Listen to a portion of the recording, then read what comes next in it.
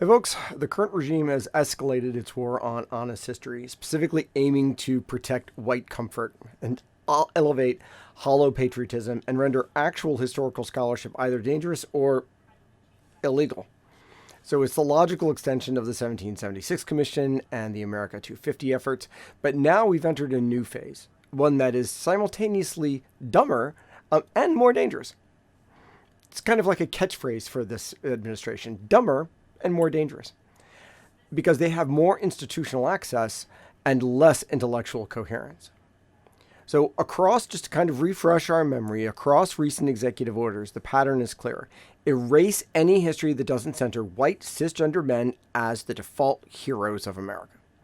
Whether it's K through 12 schools, museums, public monuments, or now what's getting most of the attention, the Smithsonian, the goal is to enforce a state-approved fairy tale of American greatness that ignores the exploitation of black people, indigenous genocide, slavery, and resistance.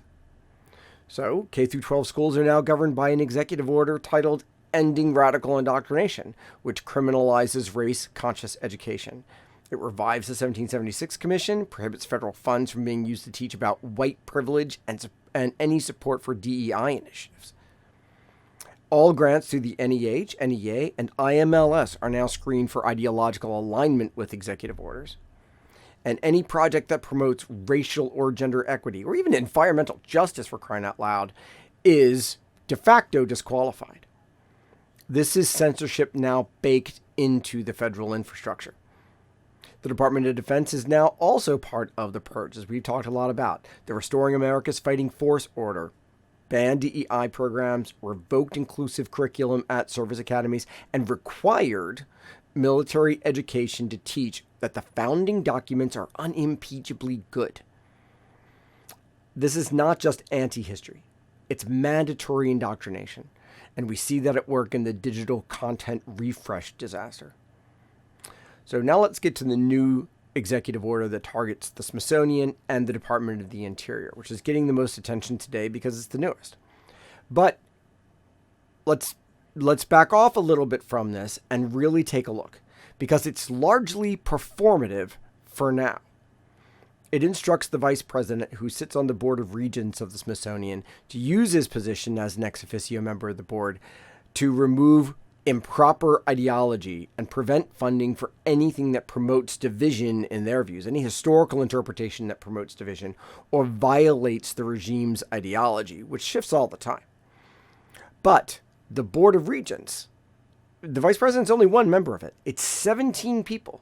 Now that includes the Chief Justice of the Supreme Court, 3 senators, 3 members of the House, and 9 civilians appointed by Congress. And there are no new appointments until 2026. So the board is stable for now and is pretty much split evenly between Republicans and Democrats. The real danger, though, is going to come very quickly. And that is who is going to replace Lonnie Bunch, who's the current secretary of the Smithsonian. A legend. The first black American, the first historian appointed to be the secretary of the Smithsonian.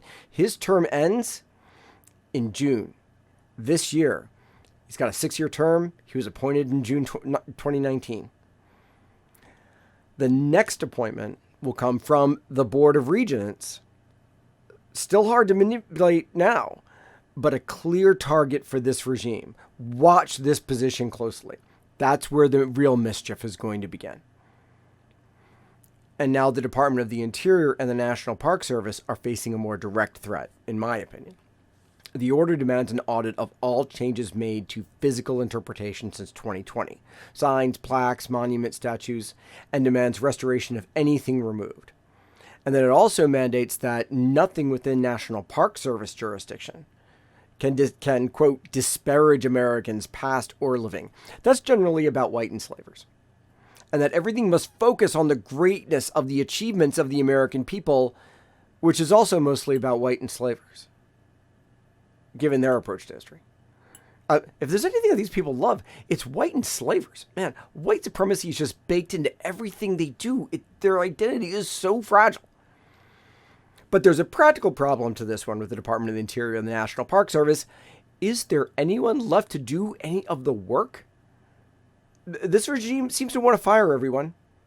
but the directive stands, and it fits into all of their other directives. But this is also where we step in. The real battleground isn't a statue, it's not a plaque. It's the storytelling. It's the interpretation. It's the narrative that we share. We don't need to fight over their signs.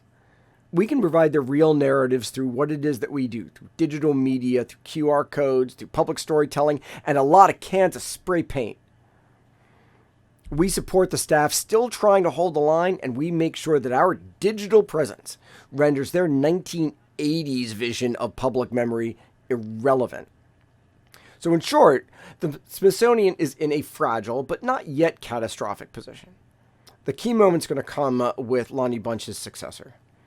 The national parks are in somewhat more immediate danger, but the practical reality of their staffing and the strength of our digital presence and our on-site presence in many places make this more about symbolic bluster unless we ignore it. If we ignore it, then they get what it is that they want.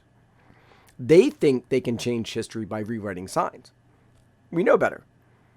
The public understands history through interpretation, through storytelling. We have the power to shape that, and we have to use that power. After all, we are much better storytellers than they are, and ours have the added virtue of being true.